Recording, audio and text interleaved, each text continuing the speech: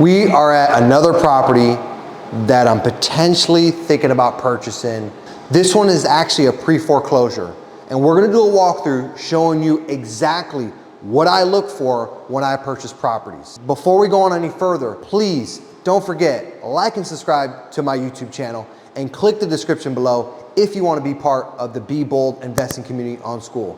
Let's walk through and I'm gonna give you guys some insight. So one of the things I look for in properties is the cosmetics updated? So you can see here at some point, the kitchen cabinets, the kitchen countertops, and the appliances, it is missing a fridge, has been updated. The floors has been updated. The paint looks like it has been updated. When I'm purchasing my properties, I actually don't like to come in here and do these type of updates unless I'm getting the property pretty much literally for pennies. Like, I don't want to come in here and do these updates because they're costly.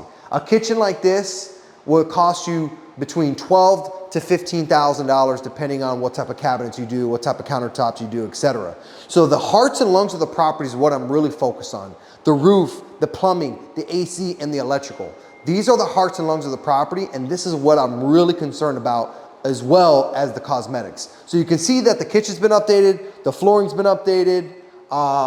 This is the master bedroom, it looks like. This is someone who hasn't made their payments in 4 to 5 months. There are thousands of these sellers nationwide. And so that means there's a lot of opportunity for you guys to be able to go out there and curate these deals. Now, this deal was actually brought to me by a wholesaler. I didn't go out there and curate this deal. My time right now is valuable, so I'm always happy to pay a wholesaler 10, 15, upwards of $20,000 to buy deals just like this. So I know that the cosmetics are somewhat updated, but it would still need, like, I know it's probably hard to tell from camera, but this place would still need a decent paint job. Needs a fridge, breakfast nook. And by the way, I always look at these properties. When I look at them, I'm analyzing them before I even get here. I'm looking at the floor plan, if there's an existing floor plan online. I always check all the websites like Zillow, Trulia, MLS, but I'm always looking at the floor plans if I can get floor plans. I'm also, before I even get here, I'm also doing the Google Street View. I drive the neighborhood with my computer, seeing if I even like the neighborhood. Typically, if I'm at this point in this the process, I don't just walk properties just to walk properties, guys. My time's more valuable, and so is yours.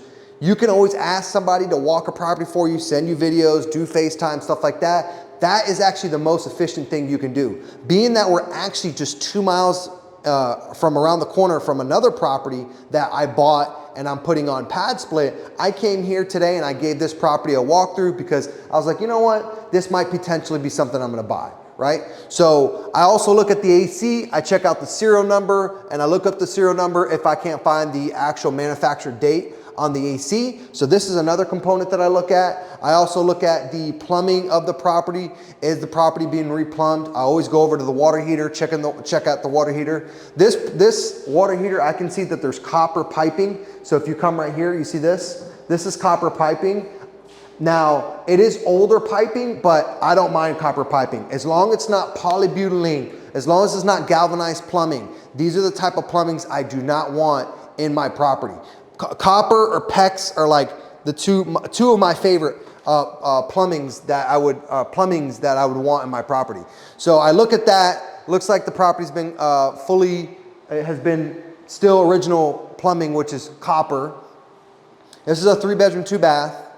And what my exit strategy here would be either, I actually have 3 exits on this. I can go long-term rental, I can go short-term rental, because it is zoned for short-term rental, or I can go pad split on this property.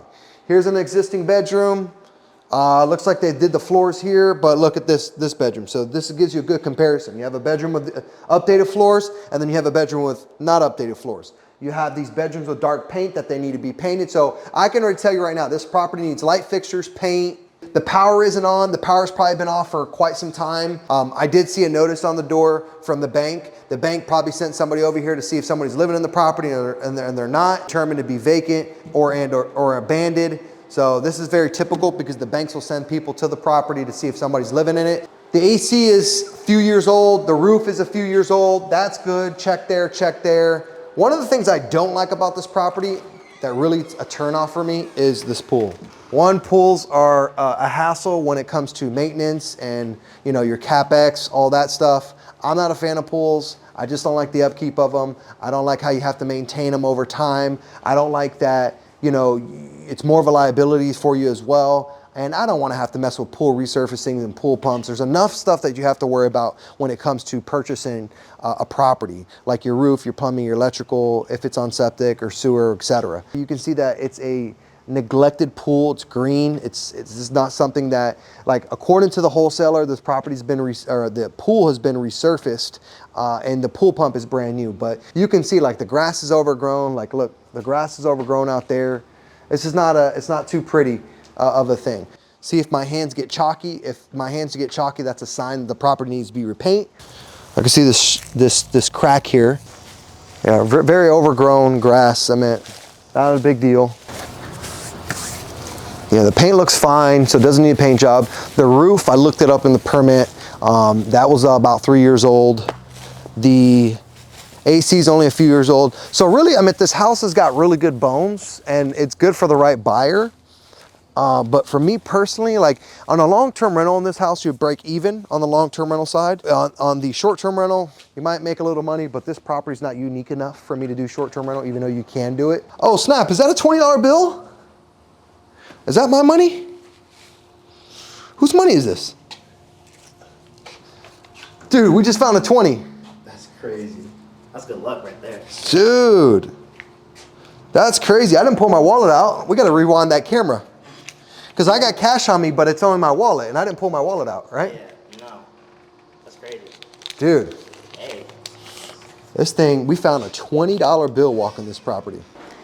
Is that crazy or what? That's crazy. It just fell off the sky. Anyway, so I'm walking this property, and it's like, it's got potential. It's got potential for a pad split, but again, the pool eliminates it for me wanting to even do pad split on this property. It is a little bit smaller floor plan. Like I can get a bedroom out of this area, and I can get a bedroom out of this area, and I can get a bedroom out of the garage. So that's three additional bedrooms. But it's just the floor plan really doesn't lend itself to being a pad split with bigger rooms, because right now I'm only doing bigger, like decent sized rooms. When I say bigger, I mean decent sized rooms. So this property in particular, I'm probably gonna pass on it. And the only reason I came to walk this is just because we're in the area. On my buy box, I have no pools. So I wanted to walk this property to show you guys an example, but not only that, I wanted to be able to walk the property. There's a wholesaler that sent me this. He said, hey, if you're in the area, you can do a walkthrough on it. That's cool. So it's not something I'm gonna buy right now. I wouldn't buy something like this in the future with a pool unless it's in a very, very unique location and it has a very unique view. I'll buy it, pool home. Hopefully it's Airbnb, has Airbnb potential. So you guys can see when you're walking these properties, check for the roof, check the plumbing, the electrical, the AC. If you can get a home inspector in the property to give you a general home inspection, that way you really have all the data on all the different components in the property, that would be best. Even if you were gonna send a home inspector here, you wouldn't be able to get a full home inspection just because the water's off. Typically with foreclosures, you'll have the water off, the AC's off. That's another thing. This property is in Florida. You don't want it to sit with no power or water on this long. It's not good. You'll start creating mold and other problems. So drop a comment below. Let me know if this is something that you guys would buy. Would you guys buy this? Are you guys are acquiring investors that are watching this? Are you guys acquiring pre-foreclosure properties? This property right here could be something potential for you. And if it is, DM me on Instagram, The Real Javier Paredes. And don't forget, like and subscribe to my YouTube channel. And I'm gonna see you guys on the other side.